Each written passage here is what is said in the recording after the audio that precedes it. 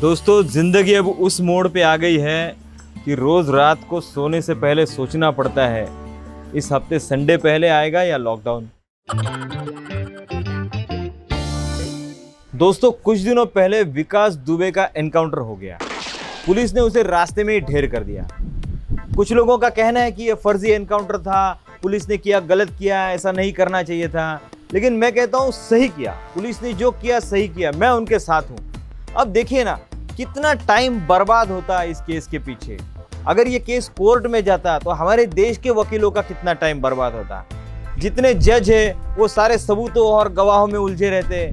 Media का कितना time बर्बाद होता। पुलिस ने इन सब का काम आसान कर दिया। इसे कहते हैं आत्मनिर्भर पुलिस। किसी के भरोसे नहीं रही, खुद ही इंसाफ कर दिया। हमारे देश में जेंडर इक्वलिटी की बात होती रहती है, लड़का लड़की एक समान। अच्छी बात है, होनी भी चाहिए। लेकिन यार, मेरी एक बात समझ में नहीं आती, जब लड़की सीधी होती है तो उसे गाय कहते हैं और लड़का सीधा होता है तो उसे गधा। सोचने वाली बात है यार। दोस्तों, ईगो और इनो में बहुत फर्क होता है। एक सिंपल सा उदाहरण देता हूं। अगर आपके पास ईगो है तो आपका मुंह हमेशा फुला रहेगा, और अगर आपके पास इनो है तो आप केक से लेकर डोकले तक कुछ भी फुला सकते हो। ये ज्ञान मुझे मेरी पत्नी ने दिया है। स्त्री बहुत समझदार होती है यार। ये लड़कियां हमेशा कहती है आई लव यू टू। ये ऐसा क्यों कहती है, मेरी आज तक समझ में नहीं आया था। अभी 2 दिन पहले समझ में आया, जब मैंने मेरी गर्लफ्रेंड को किसी और के साथ देखा, तब समझा ये आई लव यू टू नहीं था, आई लव यू टू था। एक मैं और एक वो दूसरा वाला। दोस्तों, हंसी की बात हो और पति पत्नी की बात ना हो, ऐसा हो ही नहीं सकता। एक पति पत्नी का किस्सा सुनाता हूँ। एक पति एक हकीम के पास गया और बोला, हकीम साहब, मेरी बीवी जब भी कुछ बोलती है मुझे सुनाई नहीं देता, ये क्या अजीब बीमारी है। हकीम साहब बोले, बेटा ये बीमारी नहीं, ऊपर वाले की रहमत है तुम पे, मुबारक हो। यार, मेरी बीवी का भी जवाब नहीं, हमेशा हमारी पड़ोसन पे नजर रखे हुए होती है। अब ये औरतें आपस में इतनी जलती क्यों है, मेरी समझ में नहीं आता। अब एक दिन का किस्सा सुनाता हूँ। मैं मेरी बीवी को ले गया एक दुकान में उसको ड्रेस दिलवाने के लिए। दुकानदार ने पूछा, हाँ बहन जी बताइए कैसा ड्रेस दूँ। हमारी मैडम जी बोली, भैया ऐसा ड्रेस देना जिसे देख के पड़ोसन तड़प तड़प के दम तोड़ दे। बताओ यार। दोस्तों, आदमी का दिमाग जो है वो 24 घंटे काम करता रहता है।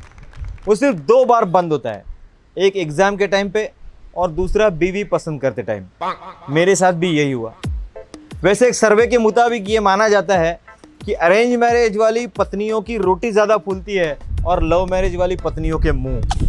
वैसे मैं बता दूं, ये सर्वे हमारी सोसाइटी के शादीशुदा मर्दों ने किया हुआ है। सरकार ने सैनिटाइजर पर भी 18% जीएसटी लगाकर साबित कर दिया कि संकट को भी अवसर में बदलने की कला में वो सबसे ज्यादा माहिर है। वाह मोदी जी, वाह, क्या बात है। जब बेहद प्यार हो गया था तब उसने बताया ये डीपी मेरी नहीं है। यार, अच्छा हुआ ये फेसबुक इंग्लिश में है, हिंदी में नहीं है, वरना लास्ट सीन अंतिम दर्शन कहलाता। यार, पुराने जमाने में लड़के क्लीन शेव चिकने बने घूमते थे, कितना अच्छा लगता था बताओ।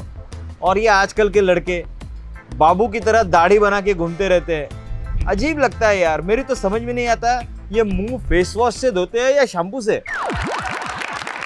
एक लड़की ने एक लड़के के प्रपोजल को मना कर दिया, ये कहकर कि तुम सुंदर नहीं हो, काले हो। अब बेचारे लड़के के टूटे दिल से एक शायरी निकली, मैं सुनाता हूं आपको। अर्ज किया है कि अपने रूप पर इतना गुरूर मत कर, सब 2 दिन की मस्ती है। अपने रूप पर इतना गुरूर मत कर, सब 2 दिन की मस्ती है। तेरा रूप भी तब तक सलामत है जब तक फेयर एंड लवली सस्ती है। हमारे देश के शराबियों के क्या कहने, इनकी बात ही कुछ और होती है। एक दिन एक शराबी शराब पीते पीते मर गया, लेकिन शराब के प्रति उसकी श्रद्धा तो देखो। मरते मरते कह गया कि शराब तो अच्छी थी जो मैं पी गया। वाह, शराब तो अच्छी थी जो मैं पी गया, वो तो मेरा लीवर था जो जवाब दे गया। क्या करें। एक शराबी एक एयरपोर्ट के बाहर खड़ा था, फुल टाइट। तभी वहां से एक आदमी यूनिफॉर्म में गुजरा।